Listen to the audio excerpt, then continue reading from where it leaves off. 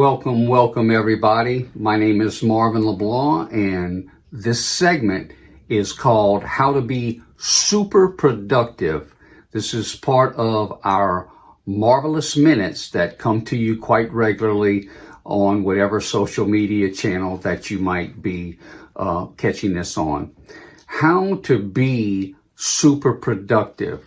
I've spent the majority of my lifetime trying to work on getting the most out of the time that I have. And so a question that you may have is, how can I leverage my time? How can I get back a half hour, an hour and a half in a day so that I can feel healthier and happier and balanced with all the things that I'm doing either in my personal life or in my professional life? So here's some do's and don'ts that I want to share with you, and I'd like for you to really understand that this could be either a business meditation for you or it could be a personal meditation. And what we're talking about on meditation is to hear these bullet points and give those bullet points time.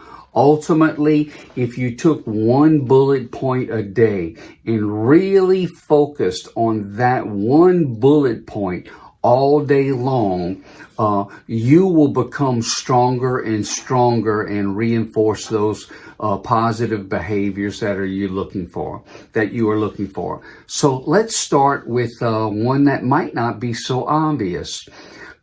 If you are a leader of a company, you should not go to the post office or the bank almost ever. Don't go to the post office or the bank. Well, why? Well, unless you're having to sign some of official documents, which is really not that often usually, other individuals can go to the post office or to the bank, not you. And over the course of, say, a month or a quarter or a year, if you meditate on the rule of not going to the post office or the bank ever, you will give back yourself a ton of time. So that's the first point that I want to make. The second point I want to make is don't have appointments outside of your office if possible. Now, there's some careers and some industries that you're always going to need to be on the road. There's always an exception. But I have come through a career spanning 4 decades where that career at one time was spent 70% of the time in my week was spent at a kitchen table at a couple's home. Okay. Now that is a very rare event.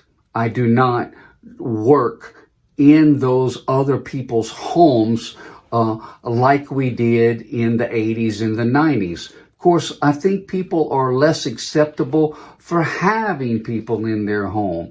And so what I'm trying to give you in this meditation is an opportunity to see yourself maximizing your transactions and your relationships throughout a given business week without a lot of mass movement that involves traffic jams and disruptions and distraction beyond belief. So don't have appointments outside of your office if you can avoid it. The next point that has helped me greatly is don't meet your clients or your customers or your prospects, whatever you might call them. Don't meet them in your immediate office in your office building. Rather, meet them in your office building, but meet them in one of your team members' offices, not yours. Now, where am I going with that?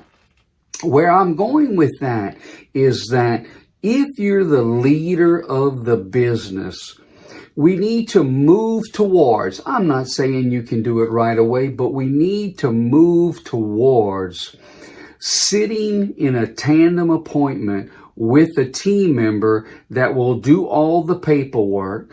You have two people listening, you, the primary presenter in this particular case, and then you have your team member who can transact the paperwork and put through anything that needs to happen with the computer. Have the appointment inside your other team members' offices, not your own.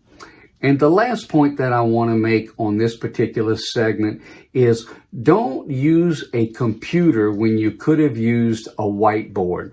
Now, Marvin, why are you using a whiteboard with an acrylic marker, Expo marker? Why are you doing that? Why don't you use the computer? Well, we do use the computer if we need to show them something that's inside our computer system. However, there's art and science behind the use of the whiteboard. The use of the whiteboard allows your customer to see that you have the ability to create their program right in front of them off of a clear whiteboard. If they have a 7 or an 8-year-old that happens to be with them on the appointment, give that 7 or 8-year-old or 10 or 12-year-old an Expo marker and have them draw something on the whiteboard. It might be something relevant to the presentation, or let him or her go in the corner and draw a tree or draw, Darth Vader, whatever he wants to draw or whatever she wants to draw. That little thought of compassion and you showing that you are, first of all, you love kids and that you're compassionate and you're flexible, you're confident. That one little act like that is so different from the experiences that they probably are having with your competitors locally. It may not even be a situation where your competitors even have a chance to meet them. So consider using the whiteboard and not a computer. This is Marvin LeBlanc for today's Marvelous Minutes. I wish you peace, I wish you love, and I wish you gumbo. Thank you.